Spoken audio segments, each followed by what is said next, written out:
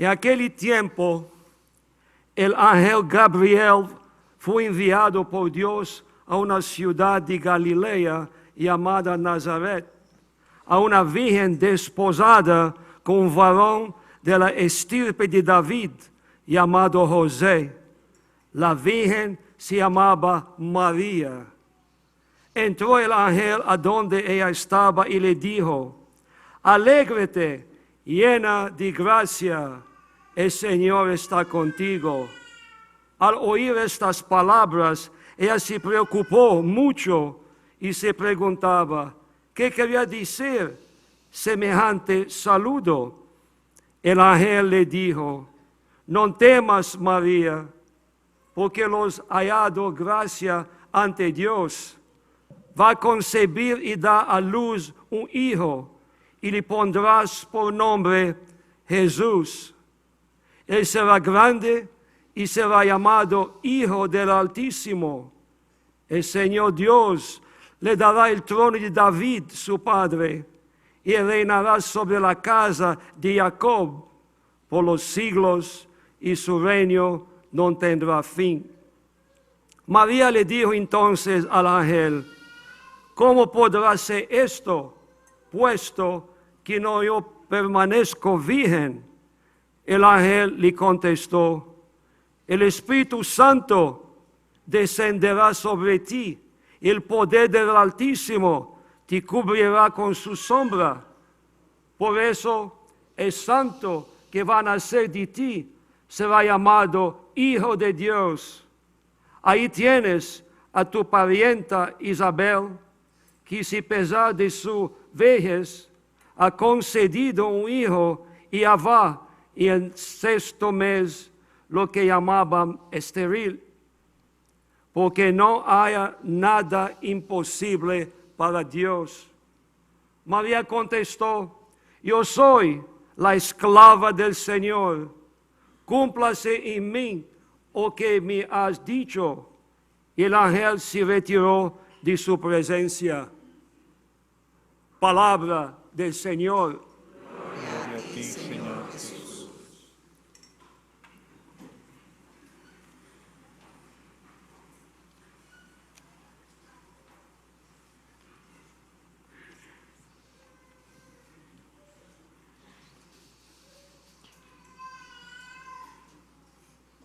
La bella narración del Génesis, sin embargo, tiene una realidad de contraste, porque ella desde por sí nos hace entrever tal vez uno de los momentos más difíciles en la comprensión de nuestra condición humana. Y tal vez una de las situaciones tal vez más dolorosas o dramáticas de la existencia humana. Y es ese capítulo 3 del Génesis.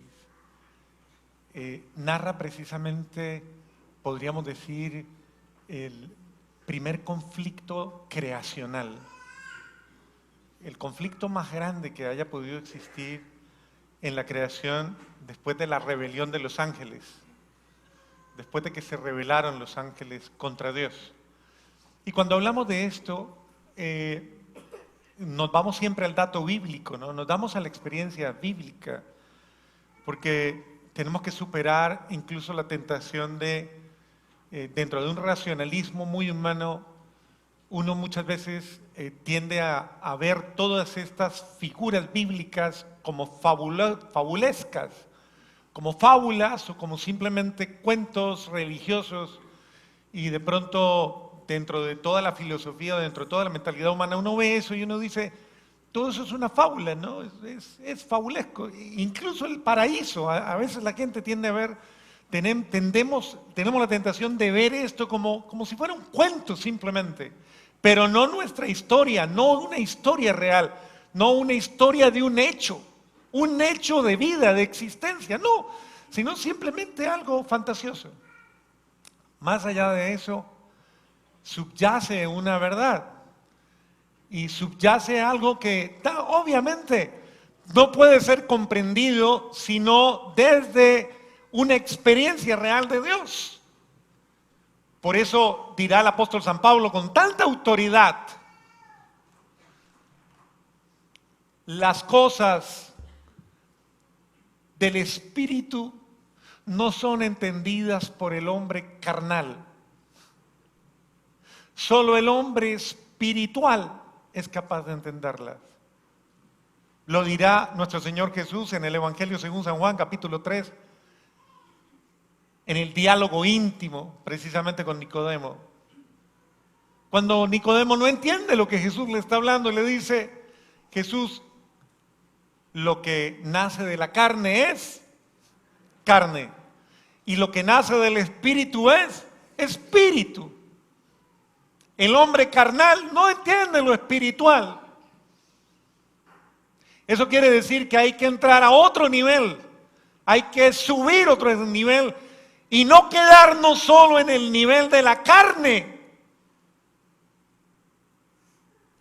Porque, como dicen vulgarmente, al nivel de la carne nos arrastraríamos en el vientre como las serpientes. Al nivel del espíritu nos remontaríamos a las alturas y volaríamos como las águilas. Así que un misterio de esta naturaleza como el que vemos hoy, no lo podemos ver con los ojos de la carne y simplemente con los ojos de miopes, de una visión absolutamente limitada, absolutamente podríamos decir confusa de la verdad del hombre. Qué importante que el hombre conozca su verdad, para que conociendo su verdad permita que se le revele su grandeza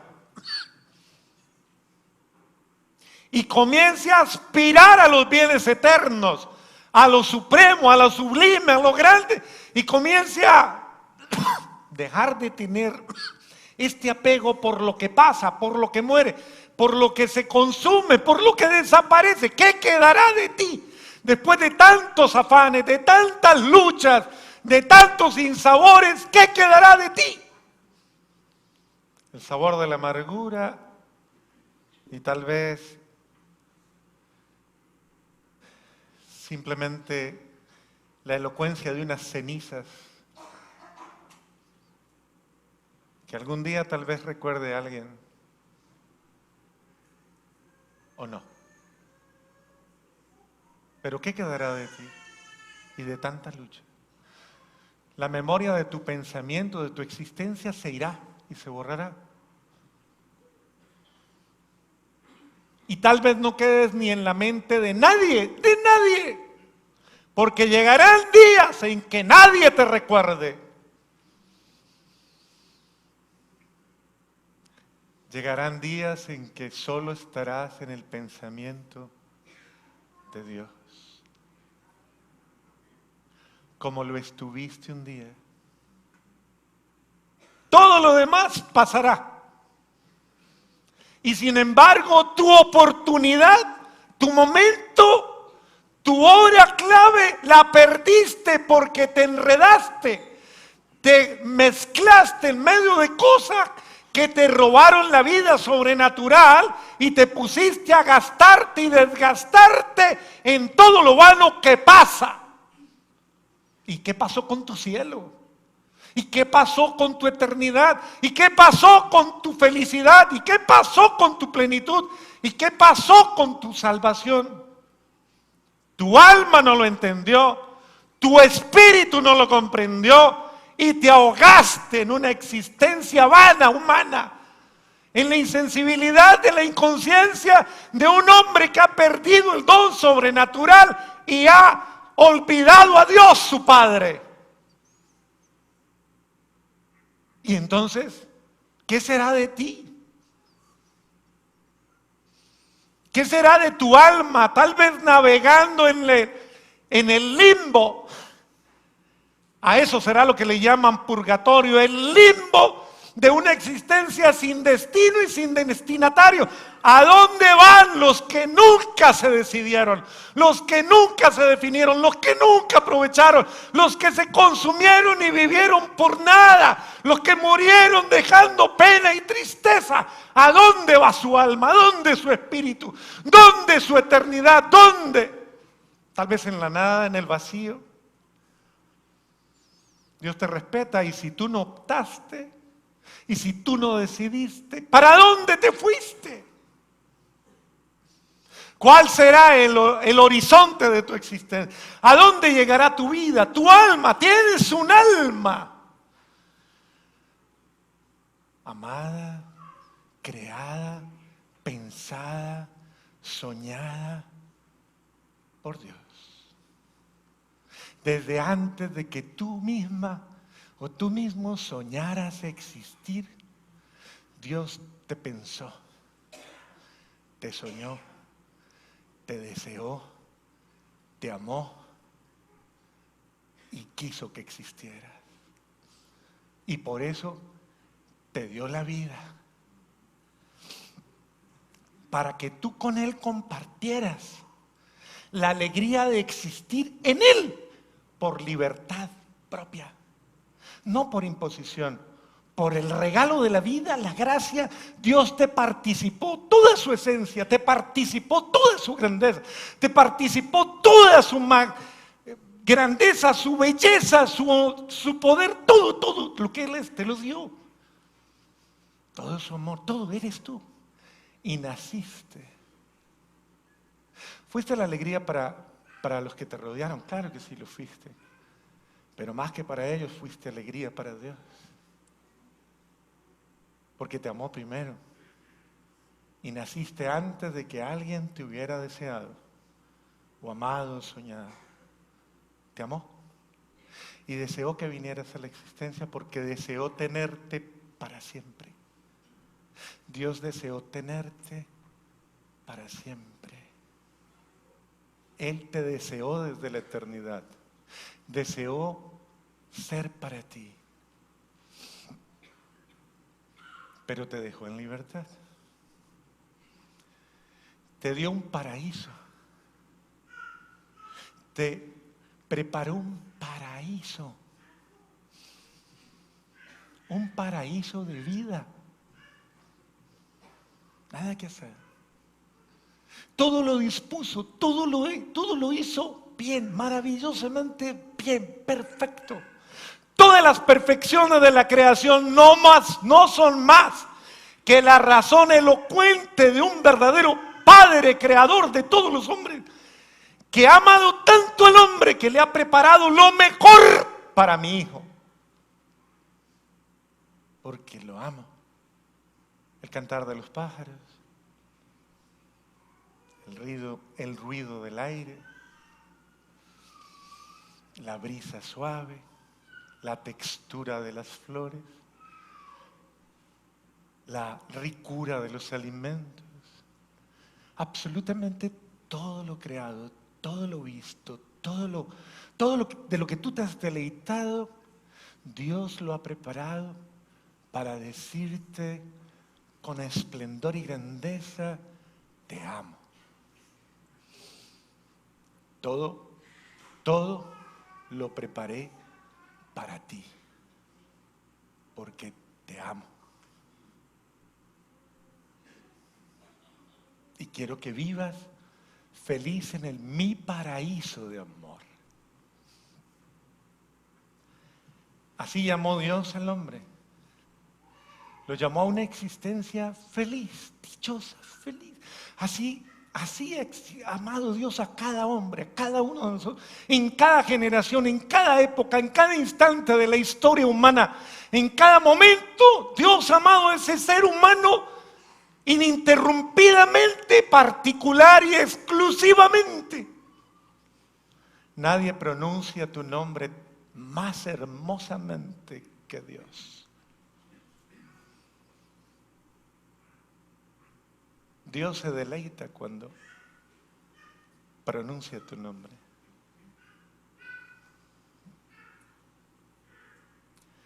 Porque por la palabra fueron hechas todas las cosas. Y tú eres esa palabra de Dios que se hizo carne. Esa palabra que se encarnó. Palabra de amor, única y exclusivamente. Palabra de amor. Tú eres palabra del amor de Dios. Y esa es tu creación. ¿Qué quiero decirte? Aprende a amar lo que eres. Aprende a disfrutar lo que eres. Aprende a descubrirlo, a gustarlo, a soñarlo, a anhelarlo, a desearlo, a crecer en él. No te conformes con menos. Aspira siempre a más. Busca más. Sueña más. Desea más. Sé inconforme con un mundo que no es capaz de saciarte.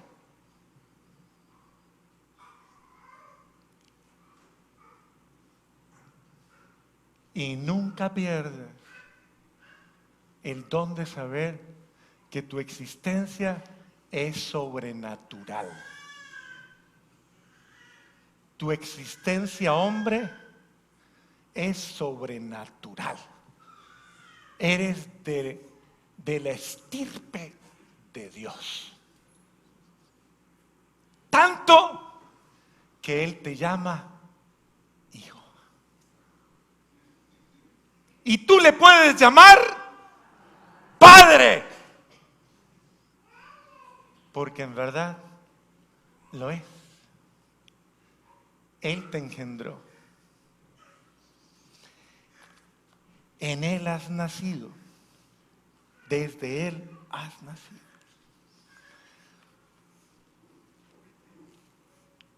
Todo esto que les digo, se los digo pensando en María. Pensando y tal vez atreviéndome a pensar en la dicha que tuvo Dios al crear a su mamá.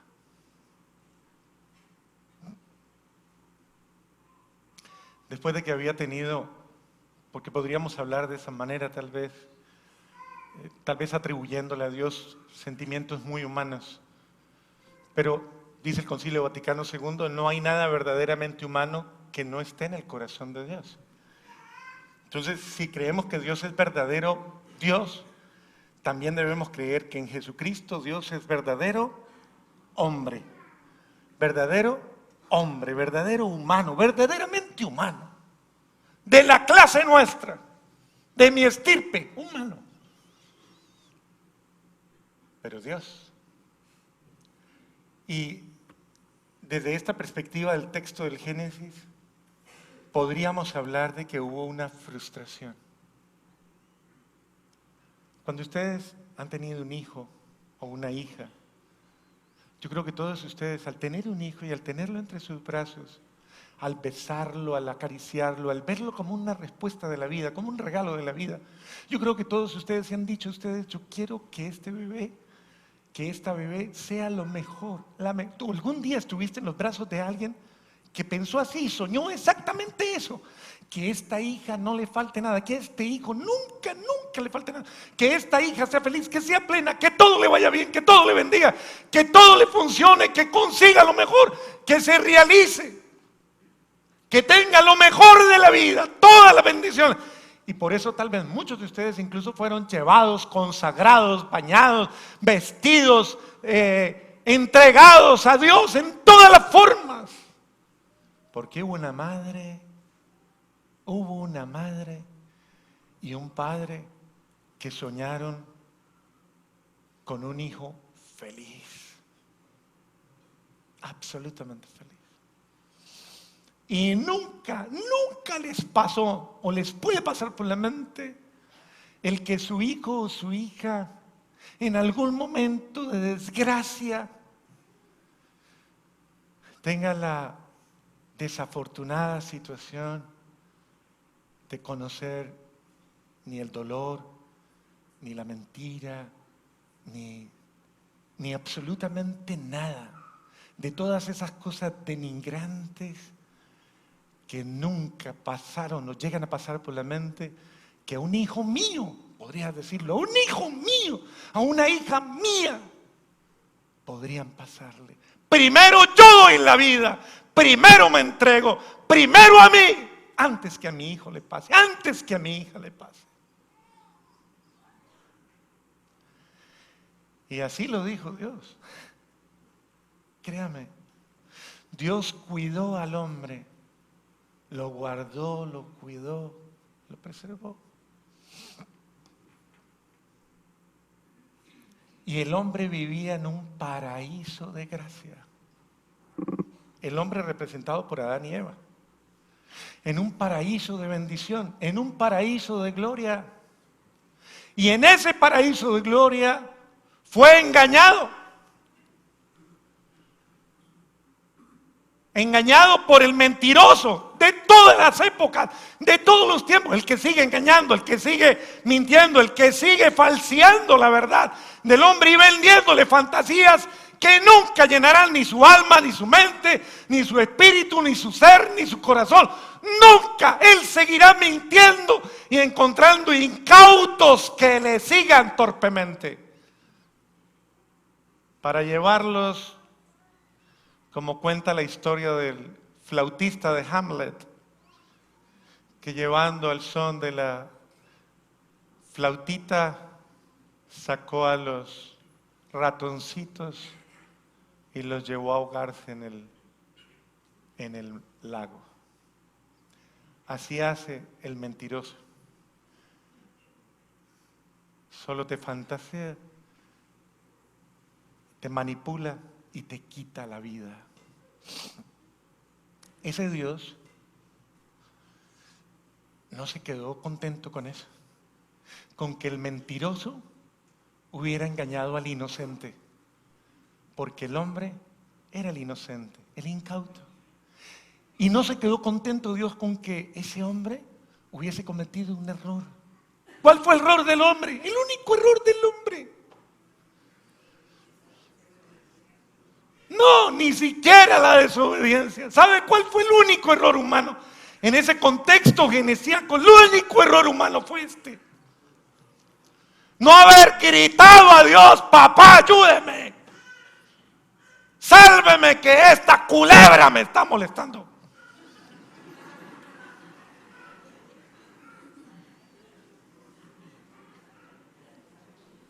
Ese fue el único error. ¿Por qué no gritarle? ¿Por qué? ¿Por qué dejarse? ¿Por qué no llamaste? Tal vez te creíste fuerte, tal vez te creíste capaz, tal vez te dejaste engañar y caíste en la trampa. Por no llamar, por no clamar, por no suplicar, te robaron el paraíso. Y podríamos decir entre comillas, que hasta Dios se quedó sin su paraíso terrenal, entre comillas, porque no es así realmente. Y él tenía que tener una estrategia para volver a convertir su creación en paraíso. Una estrategia para que volviese a existir en la creación una realidad en la que no hubiese pecado, en la que no existiese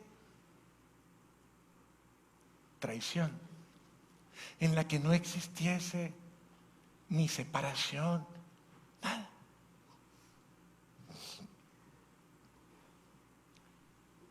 Esto fue lo que Dios propuso a la iglesia en un momento. Durante muchos siglos se habló de esto, pero se tenía miedo, como hoy día se tiene miedo todavía de muchas reflexiones teológicas en la iglesia, se tiene todavía muchos miedos, por muchas razones. Una de ellas se habla por el ecumenismo, es decir, por este sentido de buscar la unidad entre las diferentes denominaciones cristianas. Entonces, por no ahondar en la que nos divide, entonces trabajamos solo lo que nos une y los demás, pero al mismo tiempo estamos sacrificando el hecho de proponer lo que somos, de proponer la verdad de nuestra vida. Y por eso a muchos les da miedo hoy día hablar de todas las maravillas de Dios en la iglesia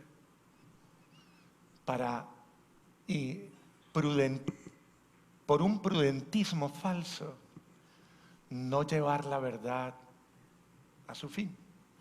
Por eso muchos niegan a María. ¿Y qué hizo Dios? Él quiso realizar su estrategia. ¿Y cuál fue su estrategia? Volver, venir. Porque Dios no se conformó con estar fuera del paraíso humano, fuera de la comunión humana, fuera del encuentro humano. Dios no se conformó con perder la comunicación con el hombre, con sus hijos. No quiso quedarse quieto, sino que quiso inventarse algo para volver a llegar, para romper lo que nos separaba. Pero ¿cómo lo hacía? Si no existía manera. Es que es Dios. Y Dios no puede llegar donde hay pecado. Eso es un absoluto. A ver, es un absoluto. Es como, para que usted lo entienda de esta forma, en las tinieblas no hay luz. No existen. Si no, no serían tinieblas. Dios, que es luz, no puede estar en las tinieblas. Necesitaba a Dios para poder, en lo impuro no puede estar lo puro. Dios necesitaba algo, un medio, una realidad para poder regresar a la tierra, para poder regresar entre comillas, lo estoy diciendo, porque Dios nunca se ha ido, para volver a introducirse en el ser de la creación y ser uno con ella. Y no existía un medio. ¿Cómo? ¿Cómo hago? Y ahí fue donde Dios pensó en María. Cuando Dios pensó en ella, un alma limpia, pura, transparente, libre del pecado original en todas sus formas. Libre, absolutamente libre, sin mancha, sin atadura, libre. La única alma limpia en toda la existencia humana. Es impresionante. Claro que sí. Pero dotada de libre albedrío, dotada de la facultad de utilizar su voluntad y su libertad y su dignidad en todas las dimensiones de su ser. Porque Dios no hace nunca esclavos.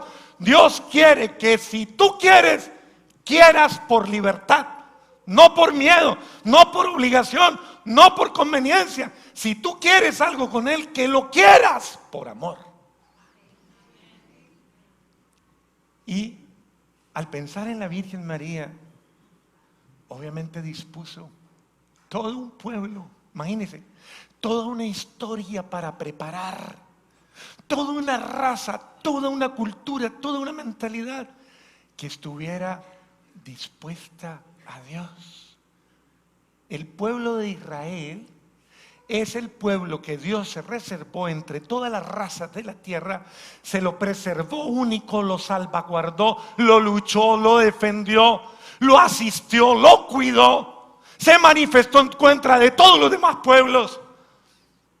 Le enseñó a creer, le enseñó a confiar, le enseñó a descubrirlo, a creer en el milagro de su presencia, a verlo, a sentirlo, para que ese pueblo nunca perdiera la gracia y el don sobrenatural de saber que ese Dios era real y que se podía manifestar en sus vidas.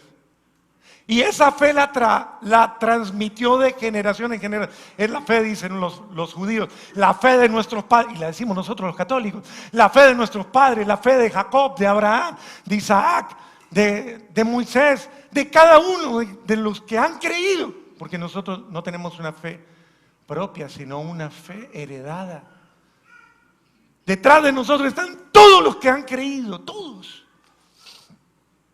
Pues Dios se preparó un pueblo y en ese pueblo se preparó dos personas maravillosas, Joaquín y Ana. Dos hijos de las tribus de Israel. Muy posiblemente el uno hijo de David, posiblemente la otra hija de Aarón. No sabemos, de alguna de las tradiciones antiguas podrían coincidir. Pero hijos de la fe, creyentes. La tradición nos cuenta, qué tristeza que la Biblia no hable de eso.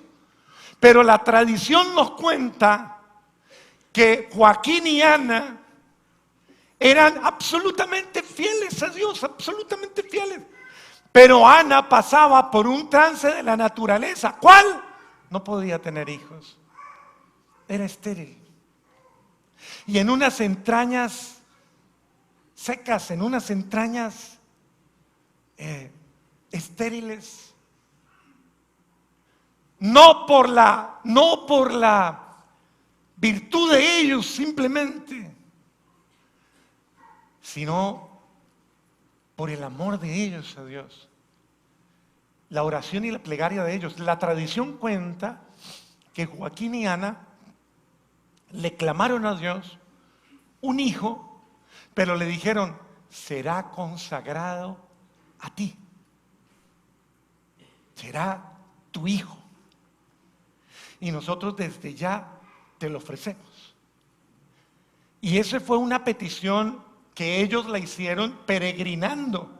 Se cuenta en la tradición que ellos peregrinaron. Ahorita que estuvimos en Israel, precisamente el guía nos decía, aquí es de donde se cree que Joaquín y Ana vinieron a peregrinar y a vivir después en Jerusalén por un tiempo, mientras nacía la Santísima Virgen María. Aquí fue donde vinieron a peregrinar precisamente para pedirle a Dios que bendijera su amor y que les diera un hijo. Pero no un hijo por un hijo, sino un hijo que ennobleciera sus vidas amando a Dios, que fuera lo más noble, lleno del amor de Dios. ¿Están cansados ya? ¿No? ¿Seguro? Ah, bueno. No quiero abusar de ustedes. Ah, bueno.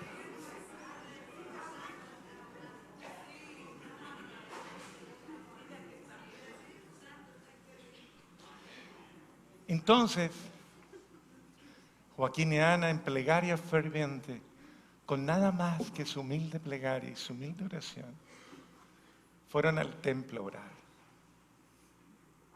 Y tal vez ahí, con la fe de los humildes, arrancaron un milagro divino.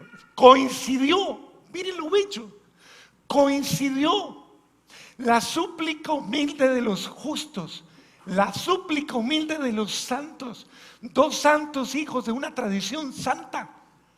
Por eso nunca deje de creer, porque usted es la base de la fe que tendrán sus hijos y los hijos de sus hijos y los hijos de sus hijos. Y si usted lo cree hoy, tal vez sus hijos el día de mañana no tenga que los ampare.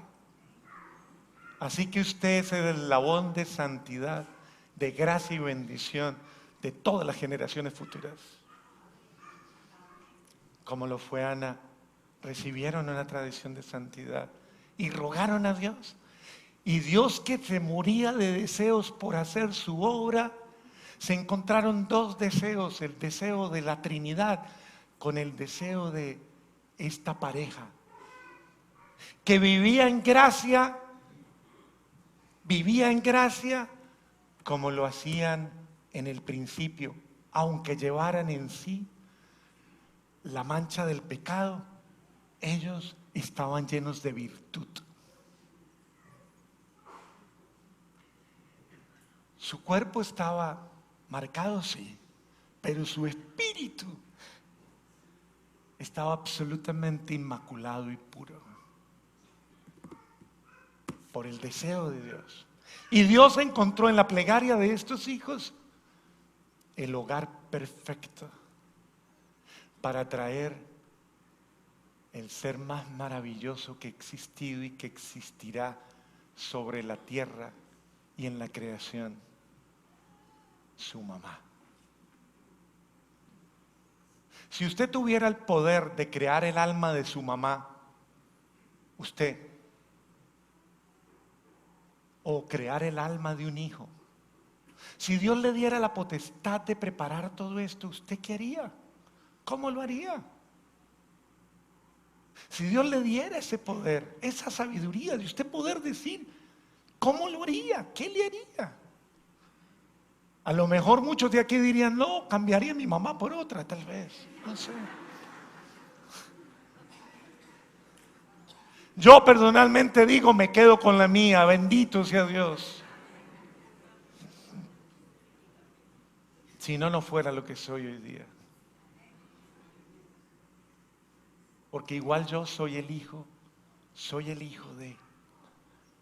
de un abuelo, de una abuela, de un bisabuelo, de una bisabuela, que a pesar de todas las carencias humanas, buscaron a Dios. Y con Él me encontré yo, descendientes de esa herencia.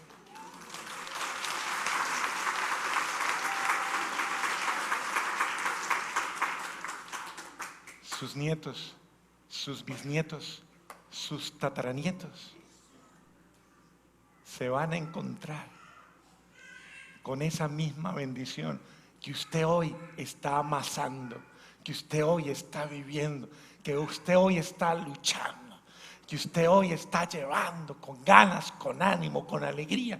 Esa fe les va a dar vida a ellos también.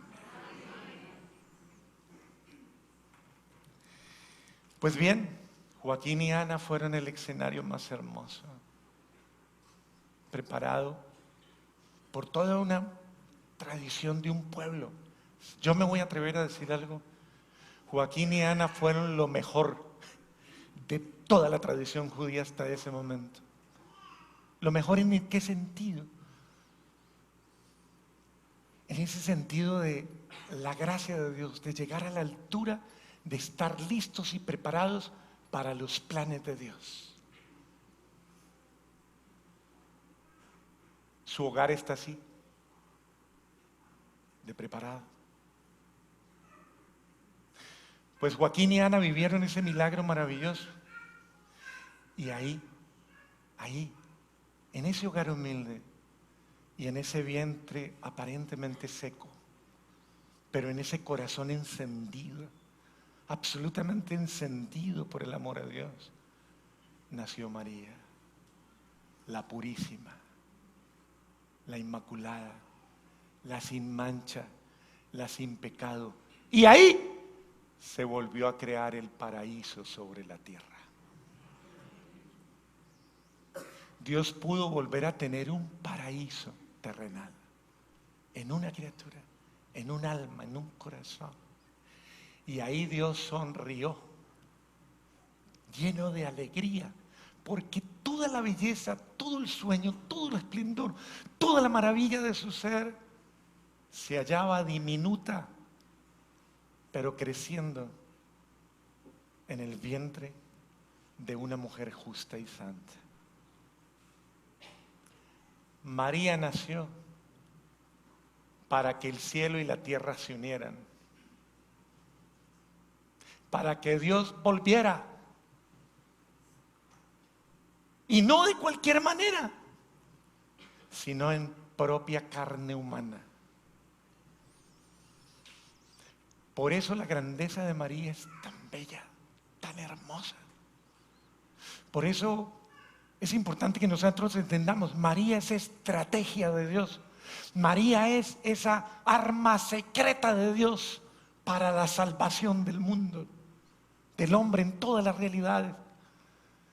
Dignísima, maravillosa, tan digna, única, esplendorosamente digna, capaz de tener a Dios en su vientre y de poder traerlo al mundo.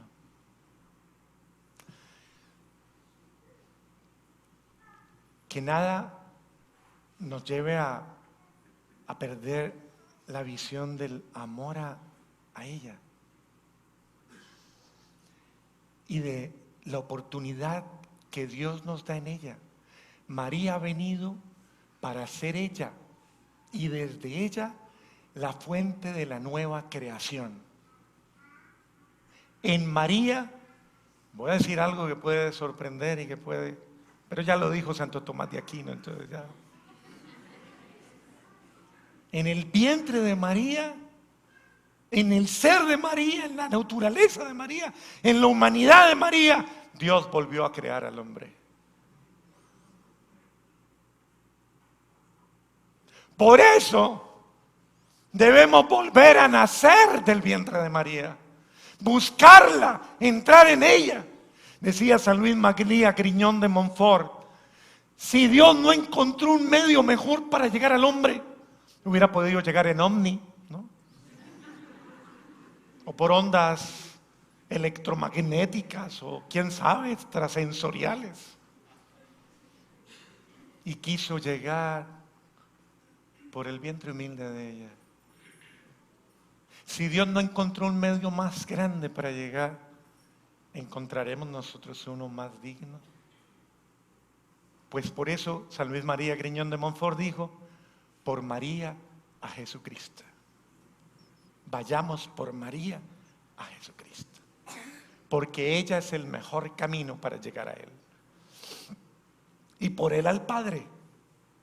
Entonces, María es estrategia de Dios. Por eso María ha sido y es, y hoy día toda la creación, el mundo entero, las culturas, no pueden negar que la Virgen María es verdaderamente la gran señal que Dios vuelve a colocar para que toda la humanidad la aproveche, se aproveche de ella. Hoy recibíamos, hoy no ayer, con alegría los que hemos venido siguiendo desde 1979 las apariciones de la Virgen María en Medjugorje, Yugoslavia.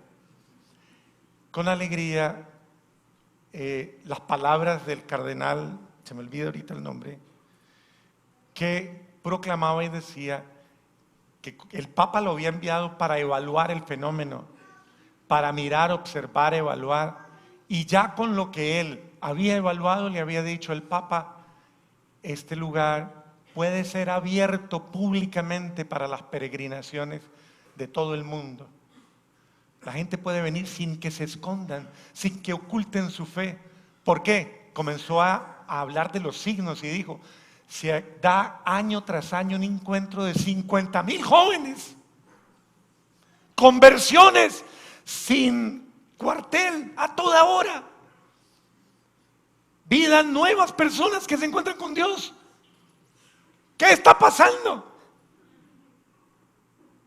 El signo de todas estas manifestaciones en el mundo es precisamente eso, María trabajando para rescatar a los hijos.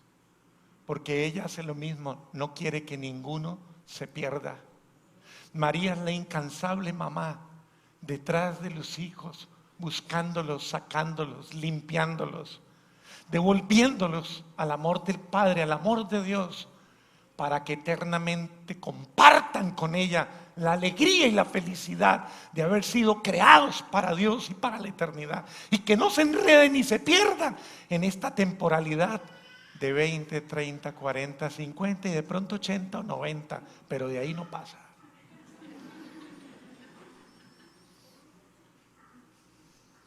Una sola cosita. Mire al de al lado y dígale esto.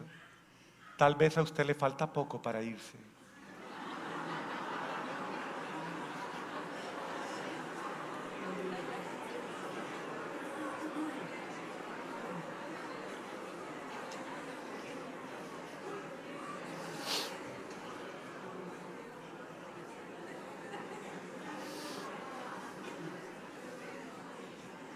Bueno, para verdad es el tiempo. Aquí estaré haciéndole el velorio a muchos. Así es. Así es. Y el mío también. Aquí me tendrán. Por aquí pasaré.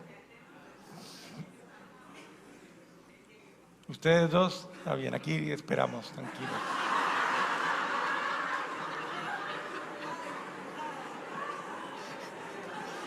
Felices de verlas partir para el cielo, para la eternidad, a una eternidad feliz, gozosa, dichosa, maravillosa.